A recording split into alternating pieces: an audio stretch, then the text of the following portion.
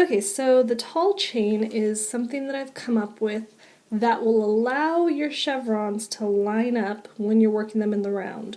So what we're going to start out with is a tight chain one. So you pull this is as if I had just changed my color or I had just done my slip stitch for the end of a round. Any round that you're working, this is what you're going to do whether there's a color change or not.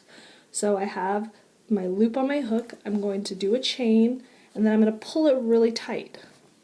That's going to help keep everything together and kind of lock in the beginning of my round, because I'm going to pull a tall chain as tall as the double crochet that I'm going to make next.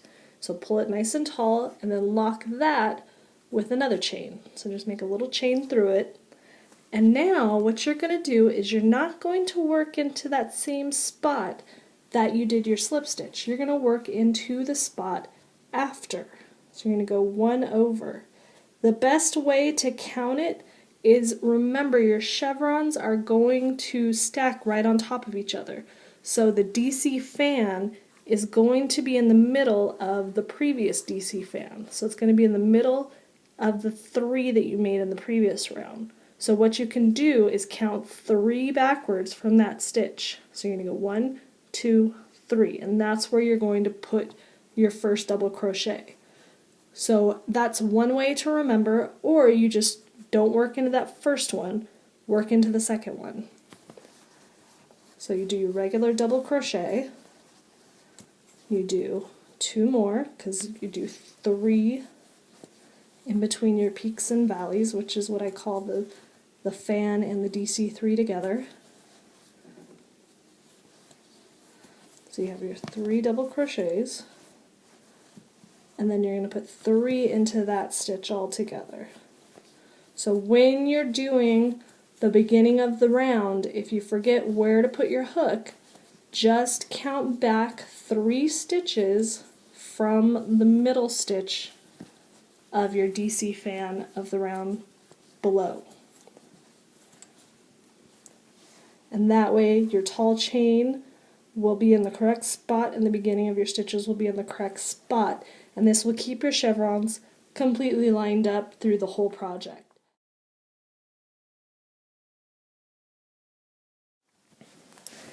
Okay, so we are at the end of our round and we're gonna do our very last DC3 together and join the round. So what we have at the end of the round is we have 2 actual stitches, and then we have this stitch that we skipped at the very beginning when we made our tall chain. So this is where the slip stitch was from the previous round.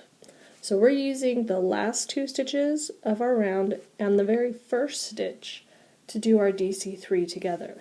And this keeps all of our chevrons stacked up. So I'm going to start by doing partial double crochets. I do just that first yarn through the first 2 loops, and I yarn over and go in the next one. And then this very last one is the one that you want to place in the correct spot. So you have kind of this spot here, and then you have this spot here.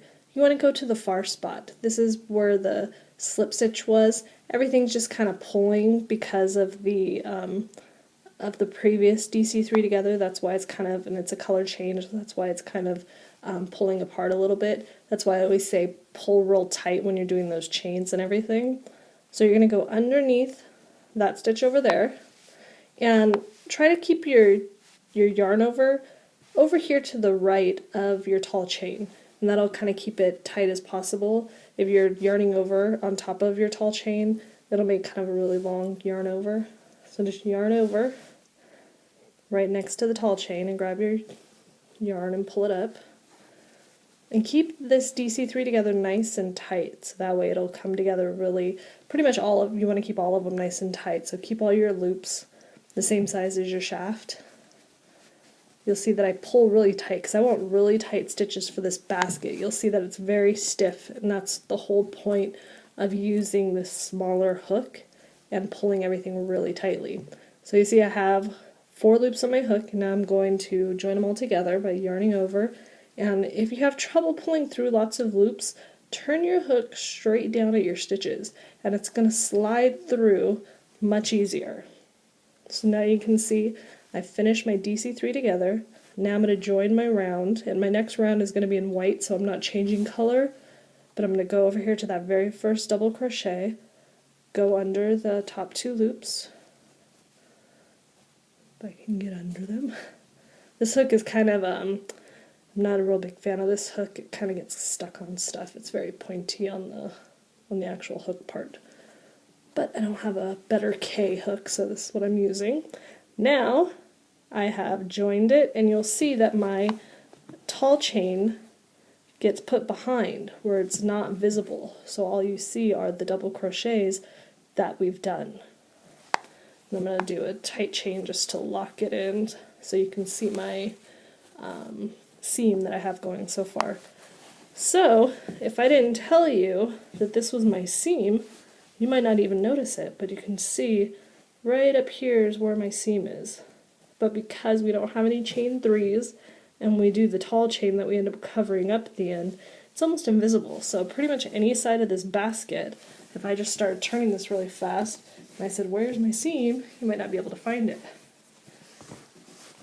But you can pretty much use any side of this basket. Now in my next round, I'm going to start finishing off my basket. I'm going to have some slip stitches that I put at my DC fan area. Make sure on all your slip stitches here and also at the bottom of your basket, right up here, or where we joined it, right, where are we? Right here, at the very bottom, do your slip stitches nice and loose, because if you do them too tightly, it's really hard to put your hook back in. So when you're making your slip stitches on your basket, make them loose enough that you can get back into them on the next round.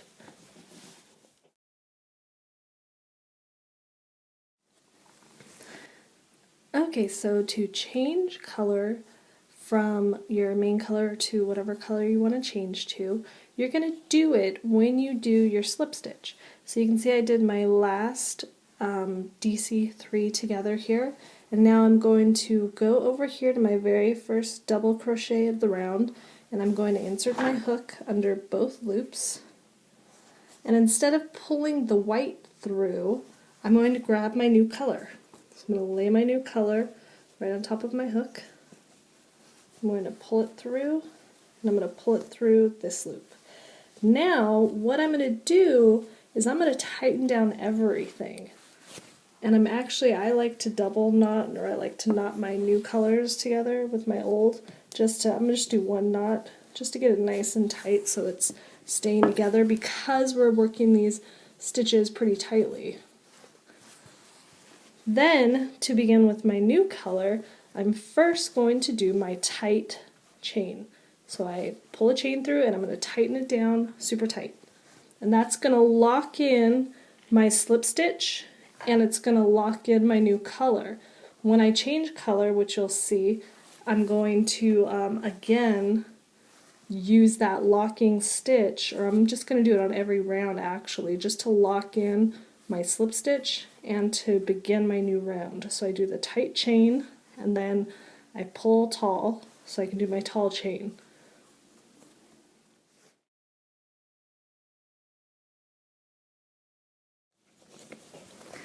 Okay, so this is going to show you how to change color when you have a tail already attached from your previous color. So I've already completed my very last DC3 together that is covering that tall chain, and then I'm going to join my round by putting a slip stitch through that very first double crochet. So I just go under both loops. I totally ignore my tall chain. That's just there to keep all of my chevrons lined up. So I'm going to go under both loops of my very first double crochet, and then instead of slip stitching with my old color, I'm going to grab the tail that I dropped off when I made my last color change and bring it up, lay it over my hook, and then pull through and pull through the other one. Now this DC3 together wants to pull everything this way, so I am going to tighten down and do a tight chain to lock everything together and to pull my DC3 back over. So in my new color, I'm going to yarn over and pull a chain and then tighten it down. I'm going to tighten down my burgundy color here, and I'll even tighten down the tail of the white so that it gets it nice and tight and almost invisible. And you can see my seam. You can't really see my seam. It's pretty invisible so far. And I'll show you the finished product, what the seam looks like as well. So I tighten that down, and then I'm ready to start my next tall chain.